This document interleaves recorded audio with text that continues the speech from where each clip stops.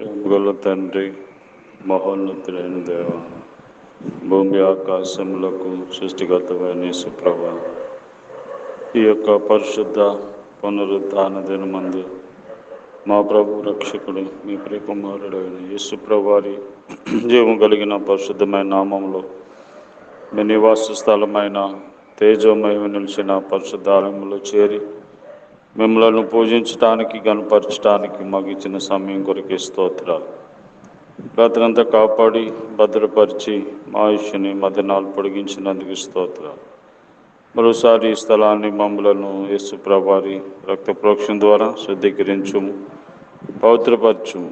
దేవా, మరి ఈరోజు మాకు కావలసిన మీ జీవం కలిగిన మాటలను మాకు ప్రసాదించండి. మరి నీ మాటల కొరకే ఎదురు చూస్తున్నాం, సహాయం చేయండి ఆయన. మరి అలసిన వారిని ఒరడింపజేసే మాటలు, గాయపడిన వారిని స్వస్థపరిచే మాటలు, ఆదరణ లేని వారికి ఆదరణ ఇచ్చేటువంటి మాటలు మీరే మాకు ప్రసాదించమని యేసు ప్రభువు నామములో ప్రార్థిస్తున్నాం తండ్రి, ఆమేన్. మాకు తోడుగా నీ ఉంటివి జీవిత యాత్రలో, మాకు తోడుగా నీ ఉంటివి జీవిత యాత్రలో. మమ్ము విడువని మా దేవా, నిండు మనస్సుతో వెంబడించేదం. మమ్ము విడువని మా దేవా, నిండు మనస్సుతో వెంబడించేదం. మాకు తోడుగా నీ ఉంటివి జీవిత యాత్రలో, మాకు తోడుగా నీ ఉంటివి జీవిత యాత్రలో. మాతో కూడా ఉందునంటివి మరని మా దేవా, మాతో కూడా ఉందునంటివి మరని మా దేవా. పరము చేరు వరకు దేవా, మమ్ము నడిపెదవు. పరము చేరు వరకు దేవా, మమ్ము నడిపెదవు. మమ్ము విడువని మా దేవా, నిండు మనస్సుతో వెంబడించేదం. మమ్ము విడువని మా దేవా, నిండు మనస్సుతో వెంబడించేదం. మాకు తోడుగా నీ ఉంటివి జీవిత యాత్రలో, మాకు తోడుగా నీ ఉంటివి జీవిత యాత్రలో.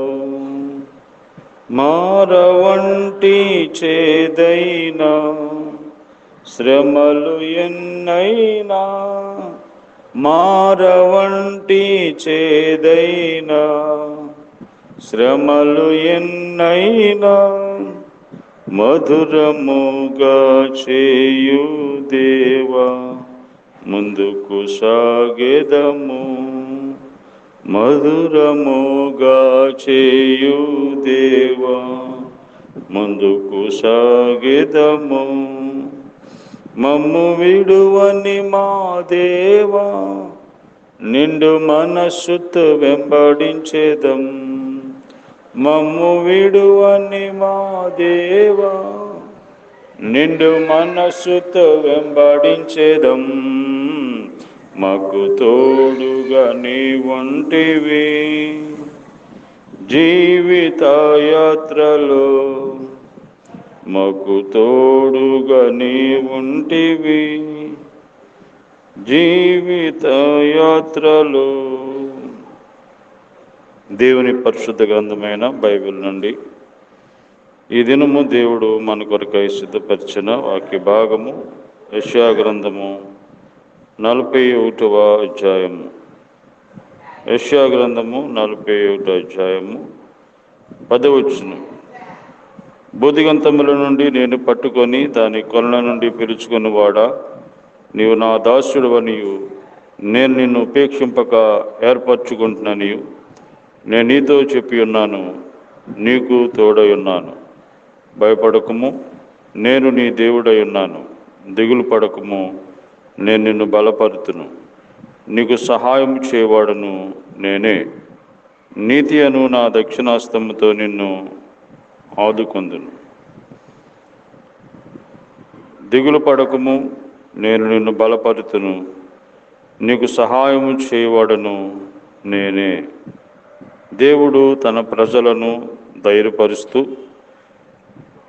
వారికి సహాయం చేసేవాడుగా ఉన్నాడని ఆయన అభయవాక్యనిస్తున్నాడు.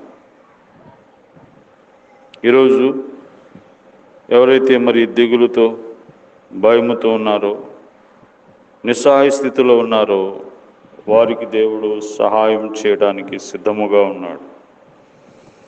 దేవుడు మనకి సహాయము చేయాలి అంటే మన వంతు మనం ఏం చేయాలి?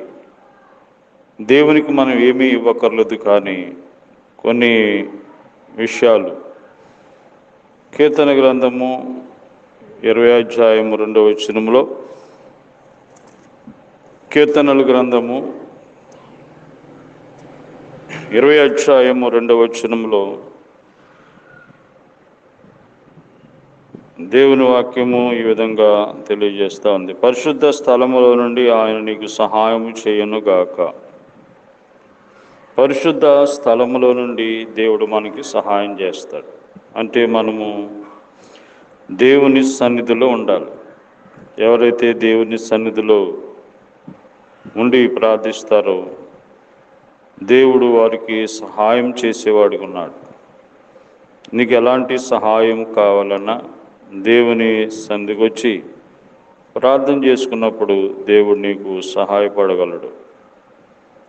మనుషులు సహాయం చేస్తానని చెప్తారు, కానీ వారు సహాయం చేయలేరు. అయితే దేవుడు మాట వాస్తవమైనది, యథార్థమైనది. సహాయం చేస్తాను అని చెప్పిన దేవుడు తప్పనిసరిగా నీకు సహాయం చేస్తాడు. అయితే నీవు దేవుని సన్నిధిలో ఉండాలి, దేవుని సన్నిధికి రావాలి. రెండవదిగా కీర్తన గ్రంథము 89వ అధ్యాయము 19వ వచనంలో దేవుని వాక్యం ఈ విధంగా జ్ఞాపకం చేస్తూ ఉంది. 89వ అధ్యాయం కీర్తనలు గ్రంథము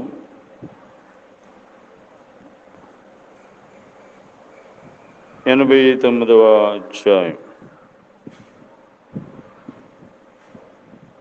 19వ వచనంలో, అప్పుడు నీవు దర్శనమున నీ భక్తులతో ఇట్లు సెలవిచ్చింటివి, నేను ఒక సూర్యునికి సహాయము చేసి ఉన్నాను. దేవుని భక్తుడుగా ఉండాలి, భక్తి కలిగి ఉండాలి. ఆయన భక్తులైన వారికి ఆయన దేవుడు సహాయం చేసేవాడు. కాబట్టి దైవికమైన భక్తి కలిగి ఉండాలి.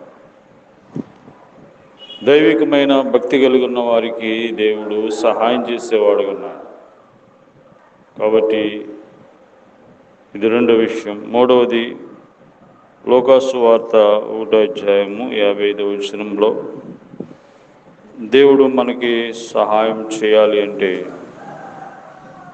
మరి ఏ విధంగా మనం ఉండాలి? 55వ వచనం,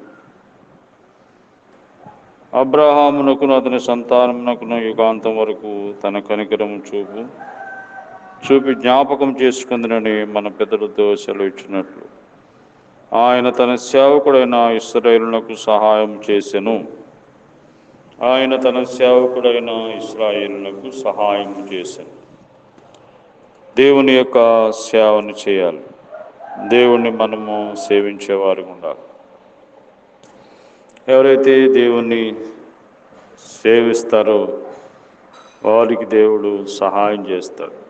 ఆయన సేవకులుగా, ఆయన సేవించేవారిగా మనం జీవించాలి. కాబట్టి దేవుడు మనకి సహాయం చేయడానికి సిద్ధంగా ఉన్నాడు. అయితే మనము దేవుని సన్నిధిలో ఉండాలి, భక్తి కలిగి దైవభక్తి కలిగి ఉండాలి, దేవుని సేవని మనము చేయాలి. ఆ విధంగా ఉన్నప్పుడు దేవుడు మనకి సహాయం చేస్తాడు. కాబట్టి సహాయం లేక నిస్సహాయ స్థితిలో ఉన్న వాళ్ళారా దేవుని యొద్దకు రండి, ఆయన మనకి సహాయం చేస్తాడు.